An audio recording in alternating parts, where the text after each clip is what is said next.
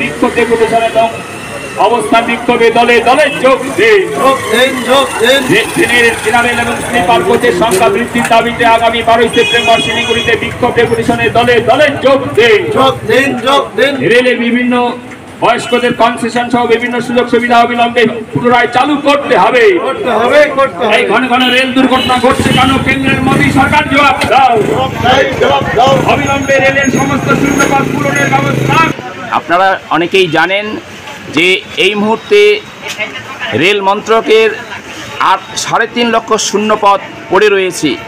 কেন্দ্র সরকার এই শূন্যপদগুলিতে নিয়োগের কোনো ব্যবস্থা করছে না, অথচ আমরা দেখছি দেশ জুড়ে কোটি কোটি বেকার, তারা কাজের প্রয়োজনে তারা পাগলের মতো ছুটছে কিন্তু কাজ পাচ্ছে না।